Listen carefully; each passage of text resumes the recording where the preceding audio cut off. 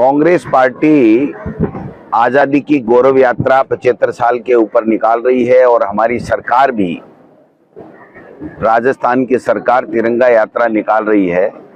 हम सब मिलकर के इस 75 साल आजादी के पर्व को हम शान से मना रहे हैं, स्वाभिमान से मना रहे हैं। और ये हमारा जो तिरंगा है, 75 साल पहले अंग्रेजों से हमारे इस देश के स्वतंत्रता सेनानियों ने, देश के महापुरुषों ने, देश के अनेकों अनेकों वीर शहीदों ने अपने प्राण न्योछावर करके और महात्मा गांधी जी के अगुवाई में कांग्रेस पार्टी के महान नेताओं ने मिलकर के इस देश को आजाद कराया।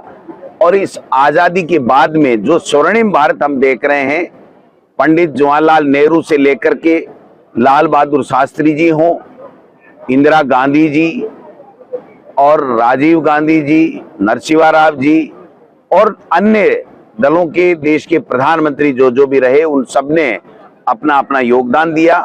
चाहे वाजपेयी जी हों, चाहे दूसरे देश के प्रधानमंत्री हों, सब ने योगदान दिया। और इस आजादी के 75वें साल को पर्व को मनाने का हमें अवसर प्राप्त हुआ। कांग्रेस के महान नेताओं ने प्राण न्योछावर कर दिए, चाहे इंदिरा गांधी जी हों, चाहे राजीव गांधी जी हों, लेकिन इस देश को एक रखा, अखंड रखा। इस तिरंगे का स्वाभिमान को पूरे दुनिया के अंदर इस तिरंगे के स्वाभिमान को मनवाया। मैं समझता हूं कि ऐसे इन महान नेताओं के त्याग, तपस्या, बलिदान और इनके दूरगामी सोच के कारण से आज हम ये पर्व मना रहे हैं। लेकिन कुछ समय से देश में ऐसी ताकतें केंद्र में सत्ता में आ गई हैं जो बात दूसरी करती हैं और काम दूसरी करती हैं। बात मन की करती हैं, काम की बात नहीं करती हैं। और इस देश में एक तरीके से धार्मिक उन्माद फैलाने की कुचेष्टा की जा रही है। इस देश में जो संवैधानिक संस्थाएं 75 साल में निर्मित हुई, उनका दुरुपयोग किया जा रहा है, उनको समाप्त कर किया जा रहा है। ये बहुत ही दुर्भाग्यपूर्ण है। भाई को भाई से लड़ा करके अपनी राजनीतिक रोटियां सेकने का जो षड्यंत्र देश में आज की तारीख में चल रहा है, केंद्र में बैठी सरकार को इसको तत्काल प्रभाव से इन कारनामों को बंद करना चाहिए। और सब भाई भाई 130 करोड़ के लोग किस प्रकार से इस तिरंगे की शान के साथ में 3600 कौमों के लोग मिलकर के किस प्रकार से आजादी का पर्व मनाएं और इस देश का नाम रोशन करें, ये चेष्टाएं होनी चाहिए। आज महंगाई के ऊपर देश के प्रधानमंत्री जी और केंद्र की सरकार एक शब्द बोलने को तैयार नहीं है। महंगाई बढ़ रही है, पेट्रोल, डीजल, गैस, चावल, दाल, आटा, नमक सब पे टैक्स लगा दिए। और जिस प्रकार से महंगाई बढ़ रही है, लोगों का जीना दूभर हो गया है।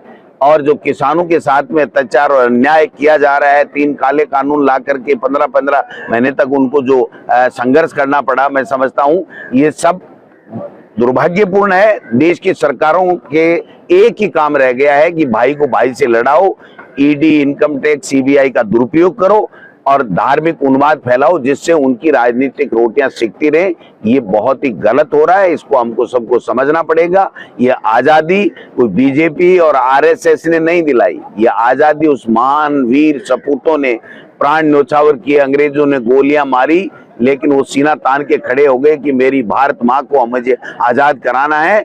और उस महात्मा गांधी ने जो अहिंसा तरीके से उन्होंने अगुवाई की और हमारे कांग्रेस पार्टी के महान नेताओं ने सबने अपना सर्वोच्च न्योछावर करके इस देश को आजाद कराया।